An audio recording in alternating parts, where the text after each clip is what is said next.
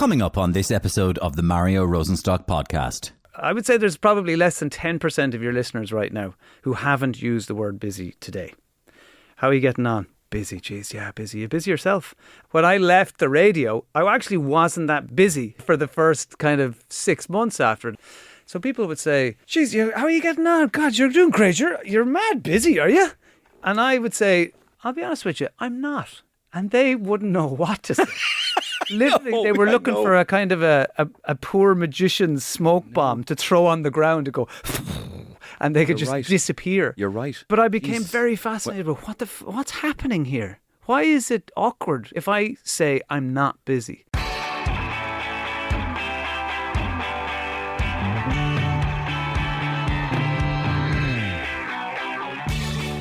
Go on, admit it. How many times this week, or even today, have you told somebody how busy or wrecked you are? How many times has someone told you? And when did telling people how busy we are become so central to our self-esteem? Dermot Whelan and I worked together in Today FM for many years until he made the decision to leave the Dermot and Dave show and the radio industry altogether to pursue his passion for making wellness and mindfulness accessible and relatable to everyone. And since he's been doing this work, the two words that people have said to him most often are busy and wrecked. So we set out to find out why we are all so busy so much of the time, why burnout is becoming so prominent, and what are the small, achievable actions we can take every day to buy some of that precious time back for ourselves. And he joins me on this episode of the Mario Rosenstock Podcast to tell me what he found out. We've got to fight a lot harder for it now. Yeah. Because if we don't, busyness is like water. It will flow into all the spaces we allow it to. Right. And next thing you know, you're crying in the doctor's office going, what the hell is wrong with me? Right. In my book, I call it my inner potato because I became aware of this sort of little heaviness in my belly at times. I'd be sitting in the studio going, and that was you're ready for a change, you're ready for a change, as it's shouting up to your brain. Your brain's like, shut the hell up down there, we're onto a good thing here. When you start working for yourself, I realised that my inner boss was far more strict than any worldly boss I've had before, any radio boss. I see. It manifested in the fact that I was walking around with my laptop bag on my shoulder for the first 3 months of working for myself. Yeah. Everywhere I went. Yeah. This thing was hanging out of me. The generations now, younger than us, are going, well, hang on a sec. If I'm mad busy, up the walls, crazy busy, getting after it, getting things done, maximising my potential, and I still can't afford a fucking house, what's the point? Yeah. But first, some well-known people in Irish life share their tips for staying mindful and avoiding burnout. Enjoy. Michael O'Leary. I used to be a real people pleaser, a yes man, and it used to stress me out to bits until one day I met a very wise Buddhist monk in Myanmar. Ryanair were doing $2.99 flights to there at the time. Well, we flew into neighbouring Laos and did a 7-hour bus transfer across the mountains. But anyway, I digress. The monk told me that in his religion, the most sacred phrase is Ling Ma, which apparently translates into shut up. So now I use that as a kind of a chant. I bark it over and over again at everyone, and now I feel very centred all the time. Tommy Tiernan.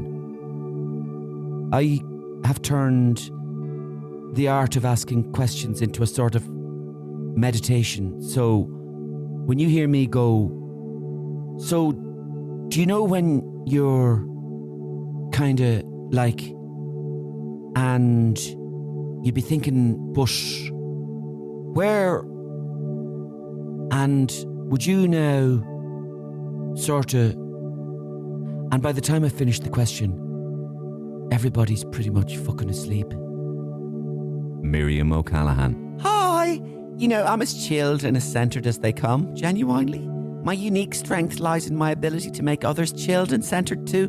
I simply need to stare into their eyes for longer than is comfortable and move closer and closer to them so gradually that you wouldn't even notice, and suddenly my finger appears on their cheek. And I slowly move it down to their chin until even the most militant trade unionists and poker-faced politicians are like putty in my hands. I'm like a human snake charmer.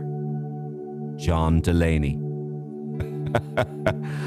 Financial stress is one of the biggest causes of depression, so I find a very effective way to avoid it is by spending other people's money. Matt Cooper and Ivan Yates.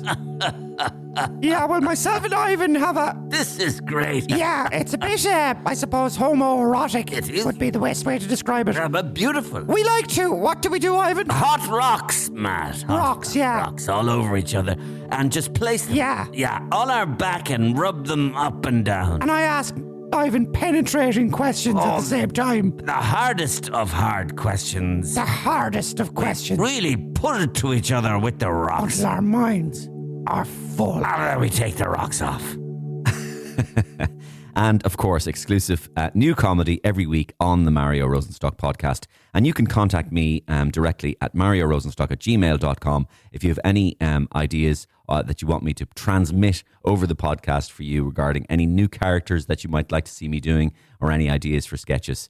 And of course, I always say, tell one other person about this podcast if you can. But first, thanks to our fantastic new sponsor, deluxebathrooms.ie. The Deluxe Bathroom Easter Extravaganza sale is now on, and you can save up to 65% off luxury bathrooms and premium tiles right now. But only until this Sunday, April the 27th at midnight. And Deluxe Bathrooms have an amazing spend and save offer where you will save, for example, an extra €100 for the first time you spend €1,500 plus, or €200 when you spend €2,000, and €300 for €3,000, and so on and so forth. Deluxebathrooms.ie. Thanks a million for Deluxe Bathrooms for getting involved in the Mario Rosenstock podcast. You can find them in Little Island, Cork, and Dundalk Retail Park. So, as I mentioned earlier, Dermot Whelan and I worked together in Today FM for many years. He was part of a highly successful radio duo alongside Dave Moore, and the show was going great guns and growing all the time. And then, suddenly to us, but obviously not so suddenly to Dermot, he announced that he was leaving the show and leaving the radio industry altogether to focus on building his wellness business, which we talk about during our chat. But I was really curious about what led him to make such a huge life decision, especially when everything was going so well in his radio career. So that's where we kick things off. I got Dave's side on this, as I said, Dermot, but it's very interesting to hear your side now. But I'm full of this is. We haven't started yet, have we? I suppose we have. Yeah, this is. This is the interesting thing for me now. The going out in your own thing. It's fascinating. People are going to love this, right? And I want you to get stuck into it, right? And give me your best shot on it, because I mean, to say you had a safe job, I suppose, is an understatement. You had a fantastic job. Yeah, but it's a radio job, so it's never that safe. But it was pretty safe here in Today FM. I mean, in the sense that it's a big brand. You were doing well. You'd been on for years and years and years, and then you got given this big slot, and we're making a success of it. And then you decided to pull out. So when did that thought come? My contraceptive approach to work. When did that thought come? I mean, I think you're going to tell me it was a long time in the making. You know what? I was talking to a guy called Vaish recently who gave me the sentence, and I'm pretty sure it's his. Frustration is the doorway to insight.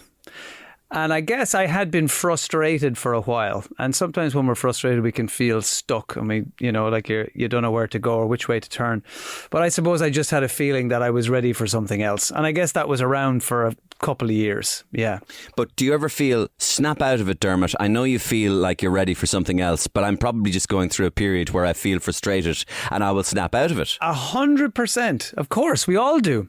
And I call it the inner civil war between your gut and your brain, where your intellectual side is like going, your ratings have never been higher, shut the hell up, stay where you are, you work practically a half a day anyway, you can still do other things, just stay where you are. And then your gut will just keep going. It's gnawing at you. Yeah, in my book I call it my inner potato, because I became aware of this sort of little heaviness in my belly at times. I'd be sitting in the studio going, and that was you're ready for a change, you're ready for a change, as it's shouting up to your brain. Your brain's like, shut the hell up down there, we're onto a good thing here. But that takes a certain amount of, two things. That takes a certain amount of personal self-awareness and insight on your part, but also it takes a certain trust in yourself to go, I believe in what I'm feeling is true. Well, yes, I get. Look, I suppose it's one of the gifts of creating a bit of self-awareness through meditation and things like that over the years, that I do tend to listen to my body a little bit more in particular. Is that it, in a sense? Did the did the lifestyle that you were pursuing, the interest in meditation, help you towards even making that decision? Yeah, because you can feel your passions and your values shifting slightly. And our values, i.e. what's important to us, change over time, as you know. But sometimes we're still acting on the software that was relevant for, our inner phone 10 years ago, and I'm throwing in a lot of analogies here, potatoes and phones. But I guess what meditation allows you to do is take moments and breaks to check in with yourself. And I guess you're kind of going, what operating system am I running now? Is this still relevant for who I am today?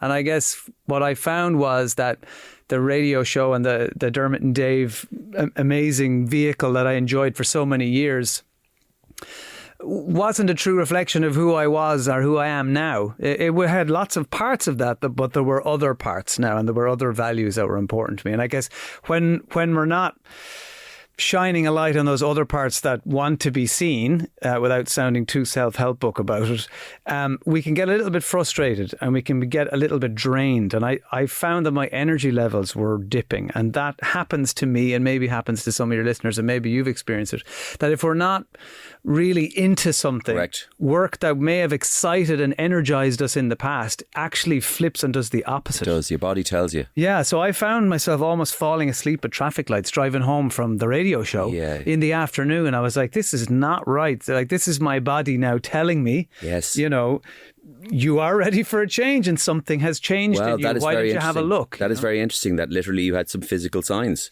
Well, you see, if this whole project, I don't like using the word journey because it's very Oprah Super Soul Sunday, but it all started for me because of a panic attack back in 2007 on the way to a festival. Yes. And that happened because I hadn't been listening to anything my body was telling me. And even after the panic attack, I didn't pay much attention for another couple of years. Yes. So at least I have become a little bit better at tuning into that, that frequency of messages, because I think our body is sending us subtle messages all the time. They give us little guiding posts, And so listening is to your body is really important. Yeah, I think that those little things, dips in your energy, disturbances in your sleep, noticing mood changes at particular times or after certain events. Why am I so irritable after talking to that person? Or why do I find myself with a little bit more dread on a Sunday night? Or, So these are all little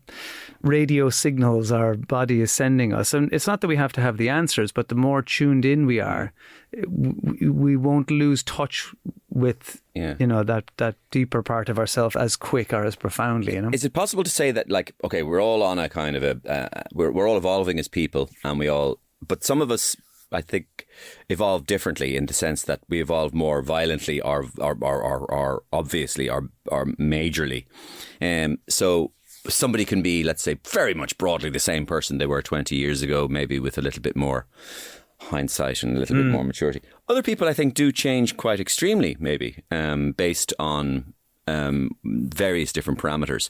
I mean, do you think you're a different person than you were in 2007, for example? Vastly different. Really? Yeah, vastly different.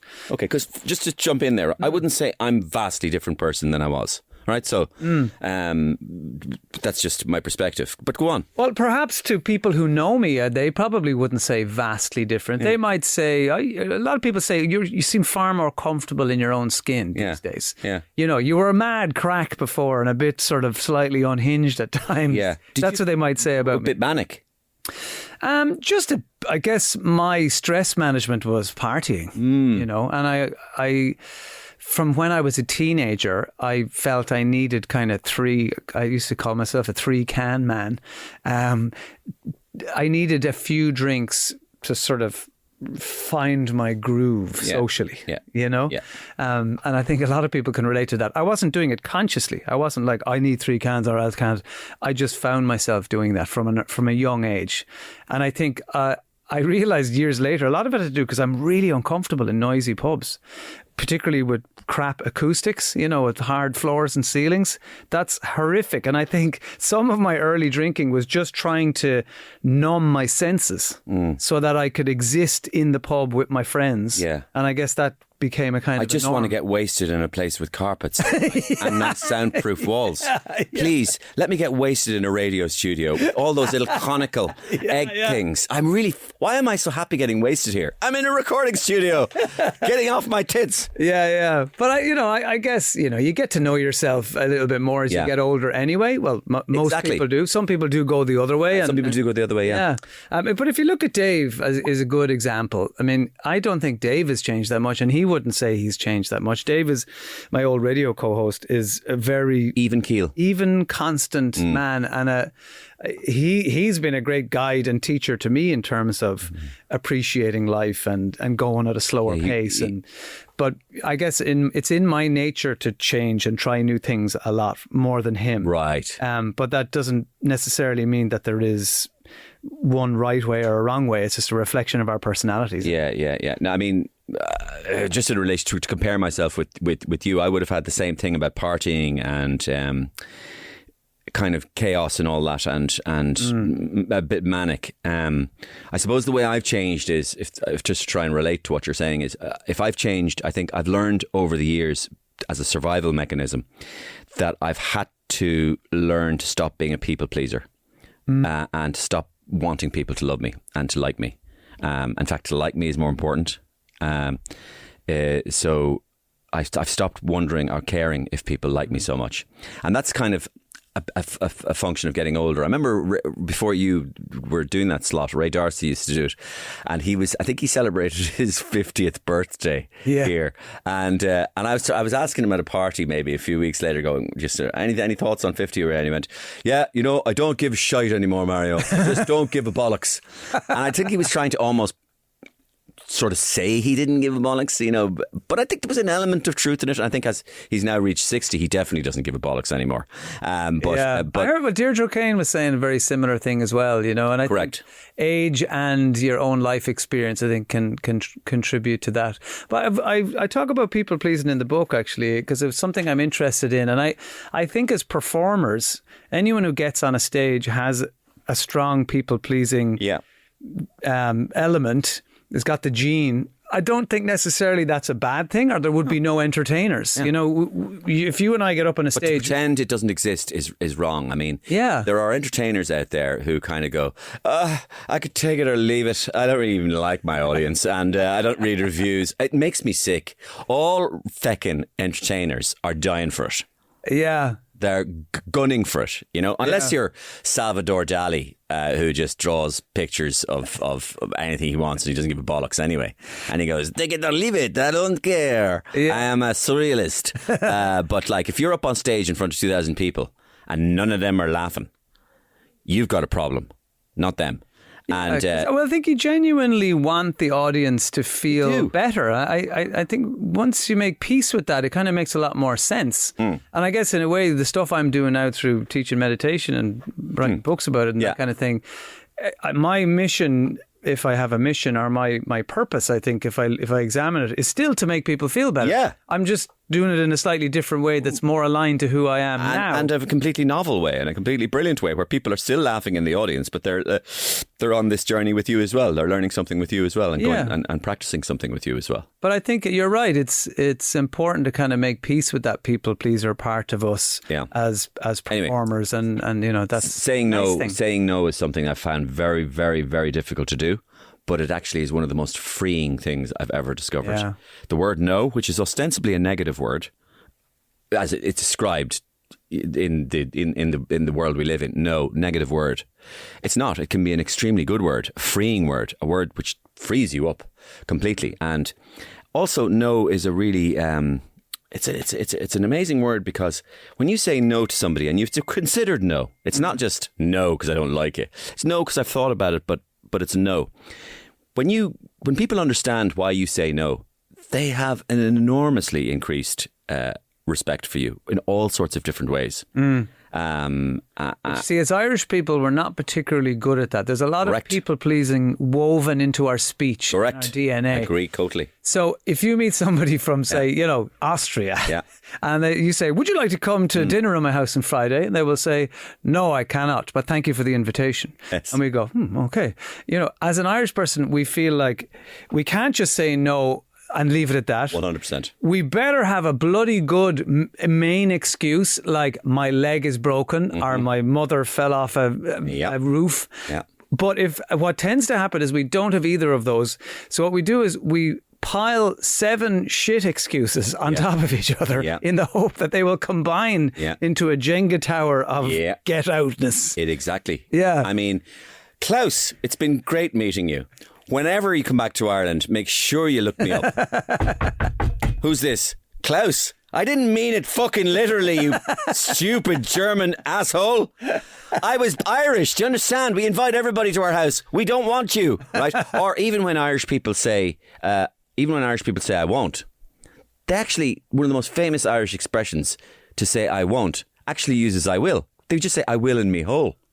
Yeah. So just go I will in me hole. But if you hear the way we ask someone to do something, we don't like asking direct questions. Will you do this for me? Right. Because we want to please them. We don't want to put them on the spot. Right. So I remember having a word with one of the researchers years ago on our show who was ringing potential guests and asking them to do things, but was phrasing it in that very Irish way of, come here, I don't suppose there's any way you'd think of even, and now listen, you don't have to if you don't want to, but would you? There's get outs You everywhere. wouldn't, like we asked them to do something by saying, you wouldn't. You won't be doing this. No, of course. And it's so easy for that person then to say, you're right, I wouldn't. But if you say to someone, will you come at 10 o'clock on Tuesday? I know. You know, then it's now they've got a little bit more to deal with. I know. So it's that sort of constantly giving people that sort of people-pleasing way out as well. And all you have to do is look at the amount of times we say sorry. Yeah. I mean, people will walk down the road and just say sorry to anyone who comes within a yard of them. Sorry for my existence. Correct. Or sitting down beside somebody on the bus. You sit down beside somebody on the bus and you say sorry. Yeah. You apologise for sitting down beside them. Yeah, I know. So if that's our baseline, then of course we're going to find it difficult to have firmer boundaries in other areas of our life. Yeah. You know? One of the things I read about in the notes was, and I was trying to get my head around this, that when you were really busy and exhausted and maybe feeling this potato in your stomach or in your belly, the heaviness, did you have one incident where you kind of broke down in the doctor's office? I did. Tell me about that. I think that's fascinating. Did you know the doctor well, for example? Not hugely. No, I'd been a couple of times and I went into her and I sat down and then she kind of finished up writing on whatever pad she was and she turned to me and said, so, what can we do for you? And I just burst into tears. Did you? Yeah. And just one of those like someone turning on a tap, like this is coming out whether you like it or not. And I had no plans, you know. I compare it to sort of Irish rain, you know. You weren't expecting it, but the deluge came. And I'm not a crier. I'm not an easy person to set off, you know. But I guess it was just a build up of stress and tension and frustration. How did she deal with it? After a while I stopped crying and then went, sorry, I don't know where that came from. I just feel really overwhelmed and burnt out. I think I'm just really burnt out. And she looked at me with a lot of kindness and said, me too. And I was like, what? She's like, yeah, I'm completely burnt out. I have a load of patients out there. I don't know how I'm going to get through the day. And I was like, what's happening? This is not how I expected this to go. Yeah. You know, I was like, eventually turned to her and said, have you tried exercise? Do you want me to write you a prescription? But what she was trying to say is, look, I'm in exactly the same boat. And I guess that was a big eye opener for me. I was like, this is the way the world is. Like, we are doing our best. And with our best of intentions, a lot of us are experiencing a lot of overwhelm and, you know, taking on too much work. Or I wasn't saying no to things that I should have been saying no to. But even the people who were there, you know, whose vocation it is to mind us, they're feeling the same way half the time, you know? Yeah. I charged her €85 and told her to come back in a week. Now, I want you to meditate for 30 seconds. Yeah. But I mean, at that time, I was sleeping in my car a lot in the afternoon. Like if I had this to do after my radio show, I would have to get like 40 minutes sleep in the car park across the road. Yeah. Because I didn't have the energy to get through the second half of the day. Dermot, that has changed now. Yeah, of course. Yeah, exactly. So, but that's a complete turnaround in your kinetic energy. Your and that happened remarkably quickly. But what I had to start doing was creating space, and that's that word space has become huge for me. Tell me about that. Tell me about space. What is creating space? Creating space is exactly that, just starting to shift your perception of the small spaces that we have in our day to recharge. And those little moments have a massive ripple effect out into how you feel and how you feel your day has gone and your relationships. And so I'm in a particularly busy time at the moment because I've written a book and now I'm trying to tell people about it. So there are a lot of appointments and things in my schedule at the moment. So I have to be extra mindful that I'm not just caught up in this busyness, and that has many elements. So I have to watch how I speak about busyness. So I'm not talking myself into feeling frayed around the edge, because this is what we do now. Jesus Christ, I'm mad busy. I'm up the balls. Jesus, don't talk to me. I'm slammed. I have to, even if I have a lot of things on. I was sitting outside your lovely studio here waiting to come in here, and I was creating some active space, and that is sitting, just doing gentle breathing into my belly and knowing that I'm going to recharge for a bit so that when I do come in here, that I'm more energized and I'm more present for you and I can think a little bit more clearly. And what I do is I just try and stack those on top of each other. Yeah. And that may sound super simple, but it's truly transformative. And of course, there's other elements of, like you say, the power of saying no to stuff, of really having, and this is key, the respect for rest and recovery. Yeah. And that's not we think if you see anybody sitting on a bench, they're either a pensioner or a CIA agent waiting for a package, But I have a bench near my house and I started writing bench in because I was like, is it okay to swear on this? Yes, yeah. fine. I was like, fuck this. Why is everything in my diary for other people? Why am I prioritizing all work? And then whatever I can fit in around the edges is kind of up to the universe. I was like, no, fuck it. I'm going to write in bench every Wednesday at 9 a.m. I'm going to sit on the bench in the harbour near where I live, and I'm going to put my phone away and I'm going to have a coffee and I'm going to look at my surroundings. Again, super simple.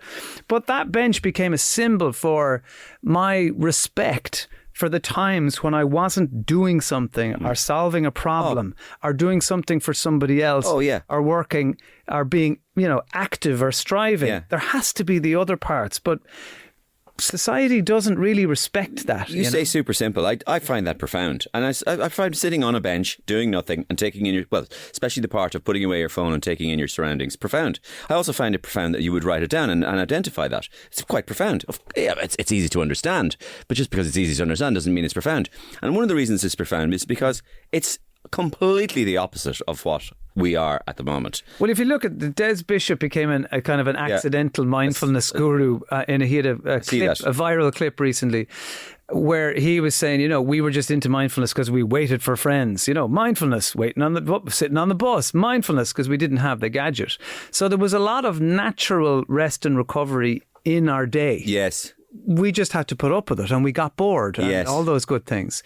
Whereas now, those spaces are being gobbled up by devices and apps and all the things that are trying to fight for your attention and emails. Mainly negative, toxic stuff. So by very polarized views of the world and political messages, sexually explicit material, toxic masculine stuff. So in other words, when you spend a bit of time on your device, it's not sort of like Mozart's or Beethoven's Pastoral Symphony coming on you. It's Andrew Tate going, did I fucking, you know what I mean? So it's a lot of negative stuff as well. Yeah, it can be. I mean, it's not all negative, and some, it depends what works for you. I'm not saying all digital devices are evil, because you can listen to guided meditations on a phone and it's having an opposite effect. But yes, I think the reason why I invented my own, what I call the selfish diary, where I write in bench and rest and lie in garden and no appointments for these 3 hours.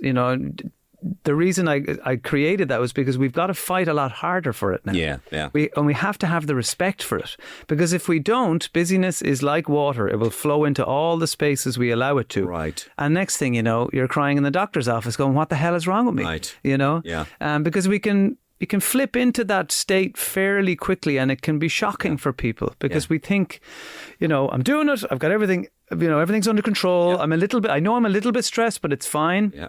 And then boom, something changes in work, or there's a health scare, or suddenly you're caring for somebody that you weren't caring for, or, something pops up, and then that just sort of flips that needle into the red. Yeah. Here's one for you. I think about this a little bit. The idea of this, the water flowing in and it makes you busy, and then when you're not busy in the modern world, you are on your phone or scrolling, right?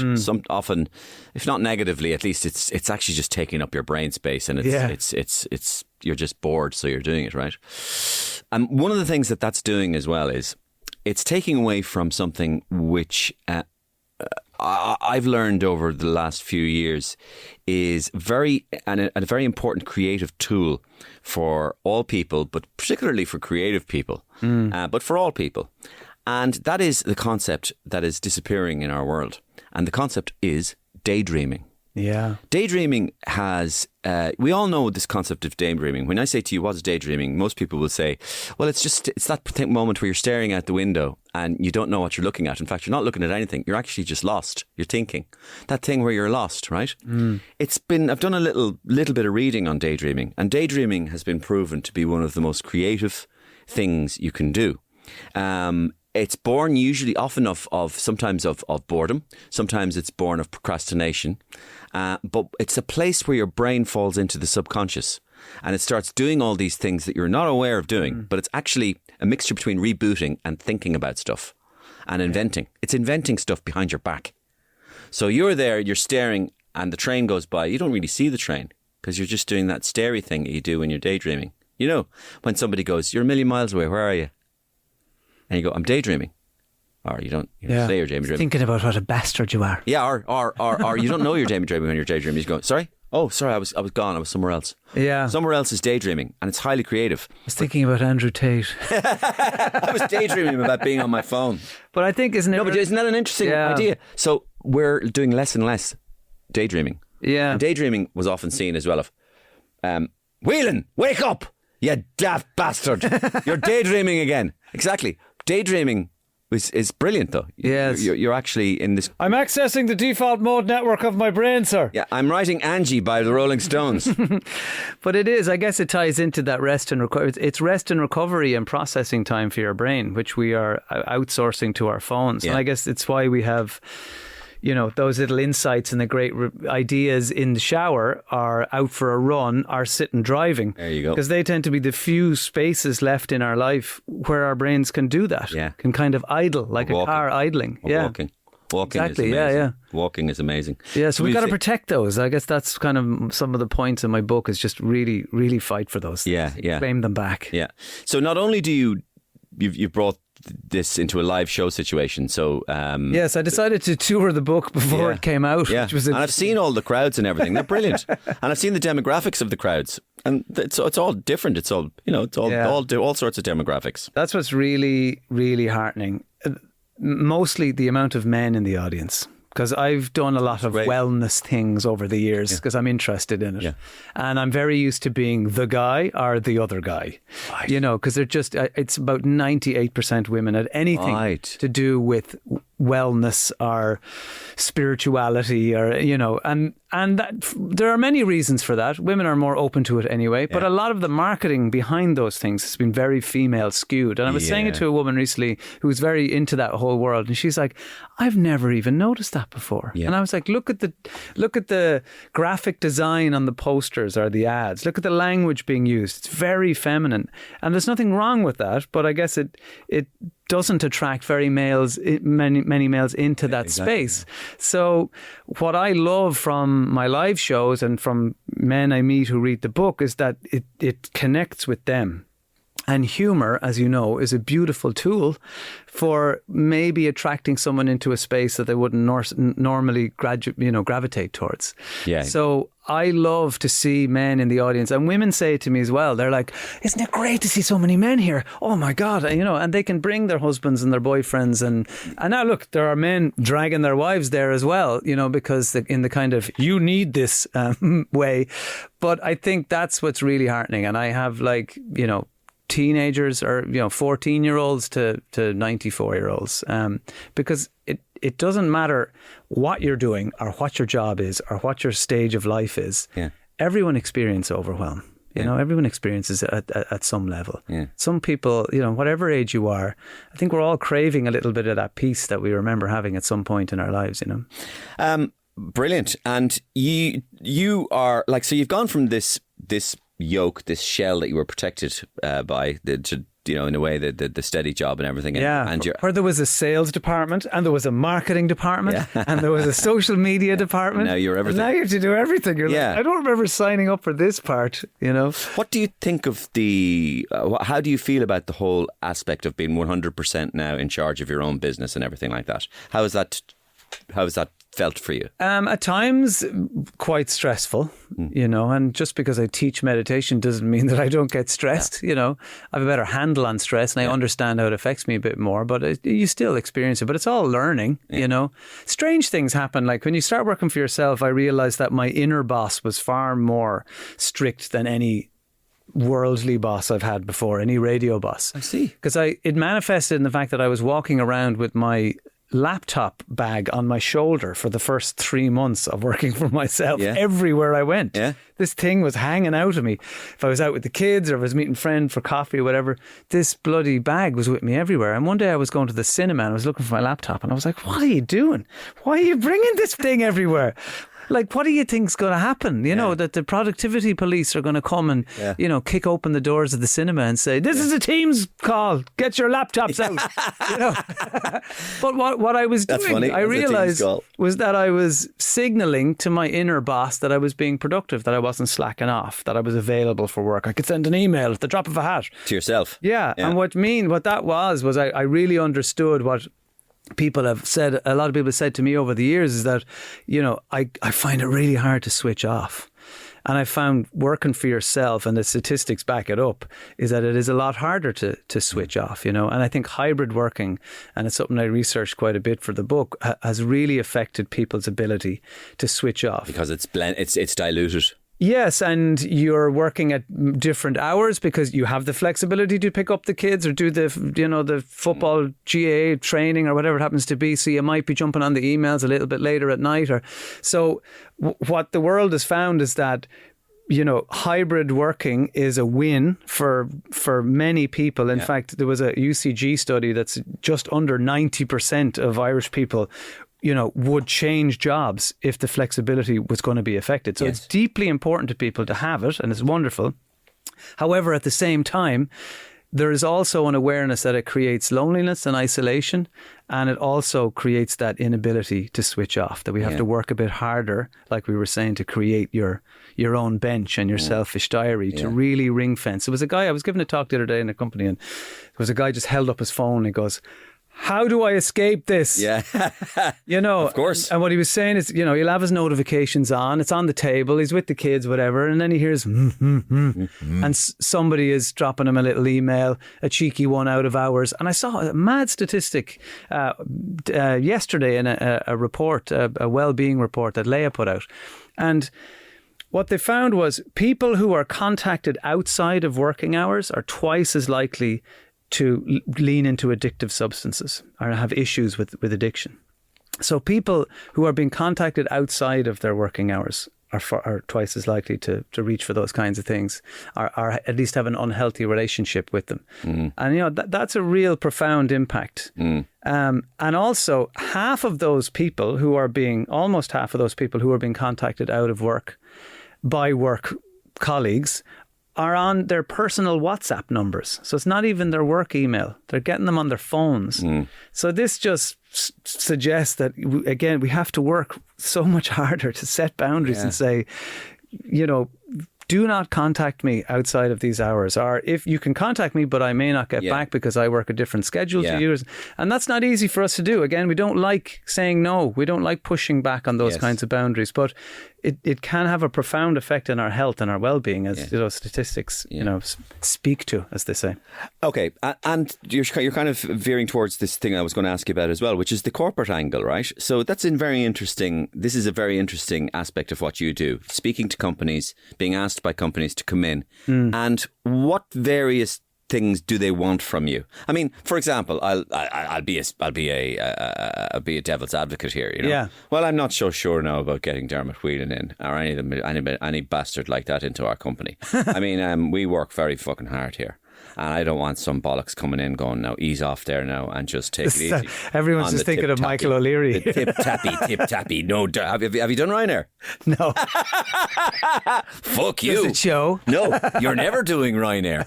I remember I met him. I did a Christmas gig for him last Christmas, and hilarious. He comes in, it was 60 top executives and him, and he comes in, a couple of pints. Jesus, you're a brave man walking into that. Would that kind of thing make you nervous? Oof. No. And the reason, it's a funny one. It's the reverse. It's like as if I was walking into a bunch of just AIB heads or something, right? I'd probably be nervous, right? But because he is a colourful target, if you like, I see it as kind of something I must rise to. And I will rise to it, and so it'll give me something to play off. Well, you get the sense he has a sense of humour. He does. Actually. It's not like Trump, who can't take a joke against him. I'd say exactly. he'd be able to laugh if it was. The first thing he did, he got the mic himself and went, right, everybody shut up. And he's here. You know he's here because I fucking sent the email. I hired the guy myself. Now, second thing I'd say is I don't know why he's here, because if he's here, his career must be absolutely fucked if he's doing Ryanair dinners. But anyway, here he is, Mario Rosenstock, whatever. Got up and I ripped him asunder. And the more I ripped him asunder, the more they loved it and he loved it. But crucially, I was briefed on this beforehand. They said, Mario, go for Michael as much as you want. But my advice to you, the clever lady, she said, don't just go for him, go for the whole lot of them.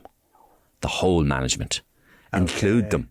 Don't make it about him. Yeah. Right? Because they'll feel left out.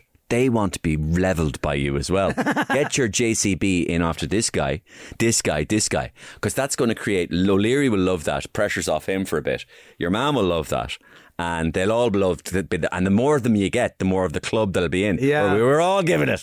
Because that's always a dangerous place, I find, if you're doing something like that in a corporate thing, if it has a comedy element, where the organiser of the night, the event person, not the boss, goes, oh, you should have a go at Donal about the hair transplant, and you should have a go at Mary about being late all the time. Yeah. And you're like, oh, this is gold. Yeah. And then you go out and go, and sure, look at Donal's hair transplant.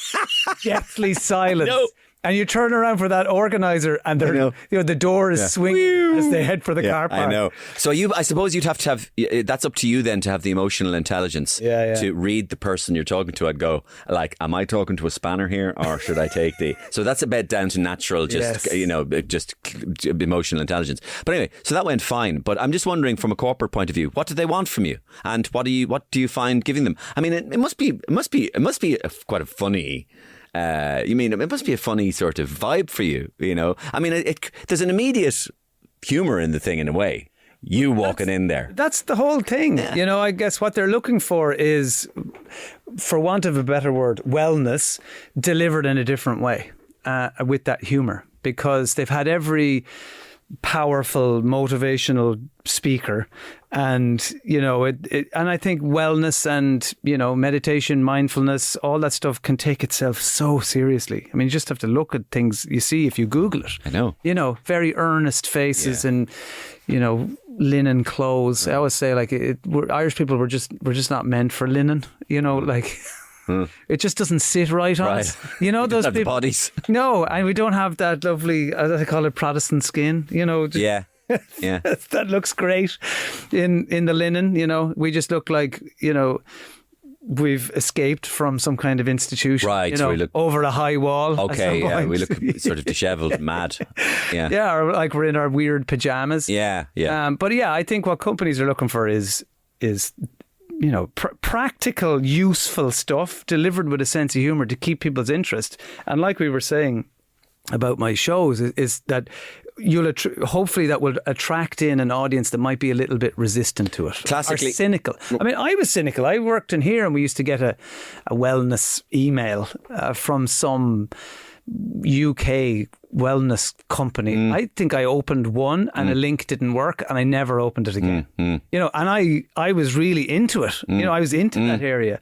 But if this stuff isn't delivered in a way that people can connect to, they're just either it's going to become wallpaper or they'll actually be resistant to it. Yes. They'll push back. Yes. You know? Now, if I was the boss of a company, right, why would I want you? I'll make the answer myself.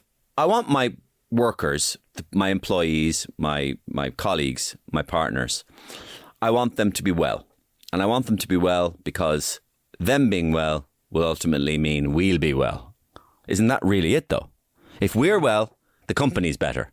If my company's full of sick people who are exhausted and tired and frustrated with potatoes in their belly, we ain't going anywhere. Well, 27% of Irish workers have taken a day off in the last year due to poor mental health. So that's a significant number. So it's not, I think the corporate thing can kind of get some people's heckles up because they think, oh, it's just like they just want to bring you in so you'll talk to them for an hour and then they can just keep piling on the work. Because you've sorted them out. Like, what's your problem? You're not resilient. Look, I gave you Whelan last week. Didn't he do some breathing with you? Do it. Fucking start breathing now. And, you know, there's no doubt there are companies who could maybe look at their own, you know, work ethic and, you know, certain management that could maybe lead by example in the area of wellness and proper true resilience. I do think there's a fundamental misunderstanding a lot of the time about the word resilience, which is a very buzzy corporate word. What's the misunderstanding? Well, the misunderstanding is that it's confused with stamina a lot of the time, a desire to push through. And that's for years what I thought. Hold myself to account, push through, work harder than everybody else. I'd say you were probably the same in that you felt like you could work longer, later hours, probably do more on less. It's macho. Than other people. Yeah. Now, the problem with stamina is it runs out. And next thing you know, you're in your doctor's surgery on Clare Street, bawling your eyes out. What the hell just happened? It was Resilience is the follow-up album to the first album called Workaholic, which was the best album of the 80s. Yeah. Great album. And it was fellas that, have you got Workaholic? I'm Workaholic. Yeah, I'm Workaholic. They forgot to understand that the end part of the word workaholic is aholic, which should have spelt danger signs, like alcoholic or, you know. But we're still doing it. We've just changed the language around. Exactly. Now it's busy. Yeah. How are you getting on? Yeah. Jesus Christ, mad busy. I would say there's probably less than 10% of your listeners right now who haven't used the word busy today. How are you getting on? Busy, geez, yeah, busy. You're busy yourself. And the one thing I noticed is when I left the radio, I actually wasn't that busy. I wasn't that busy for the first kind of 6 months after it. And I started just to work on a book or at least do one thing at a time for the first time in a long time in my life. So people would say, geez, how are you getting on? God, you're doing great. You're mad busy, are you? And I would say, actually, do you know what? I'll be honest with you, I'm not. And they wouldn't know what to say. Literally, they were looking for a kind of a poor magician's smoke bomb to throw on the ground to go, and they could disappear. You're right. Because what's an Irish response to I'm not mad busy? But I became very fascinated with what's happening here. Why is it awkward? It's creating friction in the conversation. True. If I say I'm not busy. And that sent me down the rabbit hole, and this is where Busy and Wrecked came from. Yeah. And the reason we're doing it, and the reason it started with the workaholic thing, you know, they think it was in early 70s in America. For the first time, the top 10% started working longer hours than the bottom 10%. Okay. And it's been happening slowly on the graph ever since. Yeah. So we're caught in the cycle of busyness. And when I tell you I'm mad busy, I'm crazy busy, I'm up the walls, but good busy, that's saying to you, I'm very important. I have a high social status because I have very little personal time. Yeah. And you're saying, geez, you're right. Yeah, fair play to you. You're busy. Yeah. Yes. And we're caught in this merry dance the whole time, even when we know that the pace of life is actually more than we're comfortable with. Exactly. Part of that is part of that, Dermot, is societal as well. Now, what I mean by societal, I mean our particular society, our version of the world society here in Ireland, which, so just let me explain for a second. It's Ireland is more like America than it is like Scandinavia, right? So, for example, we have an okay health service, but not a great health service. We expect people to go out and fend for themselves, really, in Ireland, and now this communist socialism stuff, I mean, go out there now and get busy and get mad busy and get your money and pay the mortgage and be resilient and man up, Now, we're not as bad as America, where it's basically, you'll go bankrupt if you have a problem with your bleeding finger or something. You're just bankrupt. It's $17 million down there. But we're not like the Northern Europeans who have for a long time now, 40 years, have placed a premium on the idea of what is wealth. Wealth is time, not money. Wealth is time. Wealth is not a BMW. But the Scandinavians annoy you, though. They're like the goody two-shoes in the class. Yeah, but I don't mind that. And you're like, the Scandinavians got it right. Well, come on. They have a great school system. Okay. Don't you, Donal? Don't you? Yeah. Okay, well... Donal isn't a Scandinavian name. Thorsten.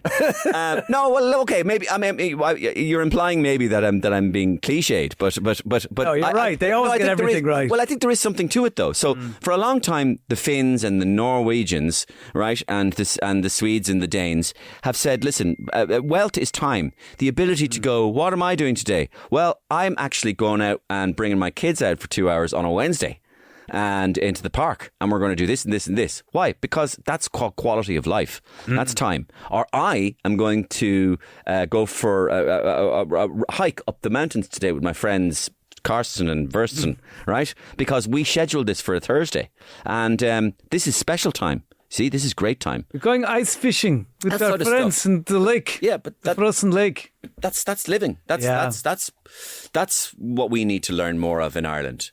That's what quality is about. But this is where the phrase "good busy" comes from. That we hear people.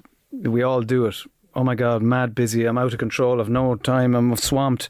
But good busy. It's good busy because we feel the discomfort. We feel that it's not normal. But we're trapped in this cycle. Yeah. So if we say good busy, then it's reassuring us that but busyness is good. It's good busy because I'm doing lots of things. So regardless if I have a heart rate of 175, it must be good because that's what everyone tells me I'm good. Exactly. But Dermot, that comes from a low self-esteem, a national low. That part of that is a nationhood low self-esteem. Aren't you lucky to have the fucking work? Aren't you lucky to have it? Aren't you lucky to be busy? That's busy. Good busy is busy. Are you busy? Yes, I'm busy. Well, that's good busy. There's no bad busy. Shut up. You're good busy. You're busy. Right? Where you're going, okay, maybe that was 100 years ago when we didn't have any food. Okay, and Ireland was in permanent famine and being destroyed by the British Empire, and if not that, Catholicism and the church. Things have changed now. We're a much more wealthy society.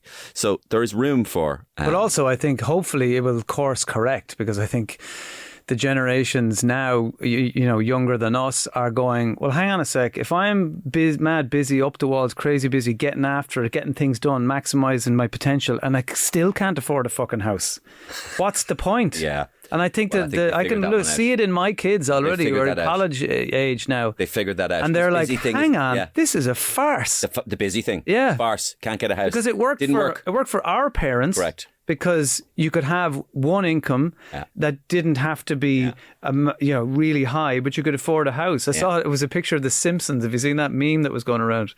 Like there was The Simpsons came from the late 80s, and it was very normal that Homer had a very middle management, humble job at the nuclear factory, one income, 3 kids and a dog, and he had this lovely big house, with a garage and a Home Alone. Yeah. The size of the house. What the hell were they working at? Yeah, but nobody was going, hang on a sec, how does Homer afford that? Because it was normal. Correct. But now you couldn't, right. The Simpsons wouldn't make any sense. Nope. You're dead right. You're dead right. That is exactly right. So for these kids coming up now, they're going, this busy? What good did that ever do you? It's not going to get me anything. Yeah. So you might as well think in another direction. Yeah, so hopefully they will be able to think more positively. Yeah. And I guess as anxious as the younger generations can be, are certainly maybe admit to being, I think a lot of that has to do with an openness to talking about that stuff, Yes. self-awareness. But also I think there's a huge amount of optimism. I heard you talking about touching a little bit on this with Larissa Nolan in recent weeks. And she was refreshingly suggesting that as well, that, you know, they're not as doom and gloom or don't have such a negative outlook as we project onto them, you know. And I think we need to give the younger generations a bit of credit to work shit out and actually point out the ridiculousness of our hamster wheel. Yeah, you know. And I think they're find a new smarter than way. we think. Yeah, I don't mean that in natural intelligence. I think they're working it out better than we think they're working it out. They're way ahead of us in a number of areas. One of them is the emotional tactility of people. For example, we grew up in a society where men hugging each other was really not really part of the plan, or men talking about stuff wasn't really part of the plan, and just being there for another guy, you know, it wasn't really done. It wasn't really manly. These kids now are much, much more tactile. They're much more able to put their arms around each other. They're much more able to express themselves physically. Funnily enough, for people who are accused of being in their bedrooms all day just scrolling, there's a duality there, isn't there? There's a funny thing that, yes, they spend a lot of time at home scrolling, but yes, they're also able to be with people and maybe hug somebody and express physical, you know. Yeah, and plus they're not reaching for the same stuff. Again, I was looking at this survey, just what young, you know, things that people get addicted to. And, you know, for us, it would have been alcohol and fags and stuff like that. It's not really happening. Social media is, you know, 50% of people under 24 feel that they have an unhealthy relationship with social media. So they're aware of it. Yeah. Whereas for our generation, it might have been alcohol, Yeah. you know, which is more damaging. Yeah. You know, for them, alcohol it's not even half as much of Yeah. an issue. Yeah. You know, so they are leaning away from the things that we would have reached for in terms of stress management that weren't particularly helpful. That didn't do us a lot of favours. So, I think we need to give them a bit of credit to work stuff out, and they will. In your shows and in your what do you call them? Seminars, clinics? You have your shows, obviously, but then when you do other stuff, what do you call them? Like talks. Workshops. Those were talks or workshops, Yeah. And do you ever bring any of your great impressions into them anymore? Some Like, how would Terry Wogan see the whole, come on, Dermot, I'm winding you up. Okay, here I come. He's rolling me out. Snape? How would Alan? I one of them came to me, which is like the most niche impression ever, is Fionn Sheehan from. Oh, yeah. You know Fionn. Well, you know, what you could do, I mean, it's like you can take the man to the sea, but you can't make him drink a bucket of Ribena. You know? Yeah, I know. You know. Vincent, I'm fucking angry. That's what I am. I'm fucking angry. That's what I am. Yeah, I have a head like a Neanderthal man, Cro-Magnon. My eyes are going 17 foot. My eyes are going 17 feet into the back of my skull because I'm really fucking angry. Jesus Christ! But he always says, well, you know, at the end of the day, you can drag a donkey up the stairs of an apartment block, but you can't push a PS5 with the eye of a needle. What a shit analogy. Yeah, they're like, where? And it's always like, as the man says, you know, you can put 14 finger rolls into your pocket. You're like, no man ever said that. Yeah, no man did say that. But I mean, you've spent so much time doing impressions over the years. Has that kind of fallen away now from thing? Because you love it. Yeah. Don't let your impressions go, Dermot. I don't really. I mean, I bring them in sometimes. There'll be one less Martin King for me to compete with. I don't know. Oh, there you are now. Maybe we could. Maybe we could get into Leanne, push the button there. Look, you're not confused. Yeah, we got a cloud of stress. Arrival at 2:00 in the afternoon. Pull up that fader there. Later on. How are you? I do. I compare fight or flight mode, our general state of of anxiety or activated stress response to Jon Snow on Game of Thrones. I do bring him in from time to time because he's just always up in the wall. He's like, there's something out there. Winter is coming. He's just in a constant state of anxiety. Just looking out over the wall. Oh my God. We can all be like that. Suddenly you wake up at 2 a.m, you're like, there's something out there. Yeah. Winter is coming. Desperately. He is an activated stress response. He is. He's potato in the belly. And then the opposite is rest and digest, where we get to with a little bit of some of that space I was talking about, which is all right. Yeah. Matthew. He's chilled. Oh, he's chill. Yeah, He's rest and digest, baby. He is. He's great.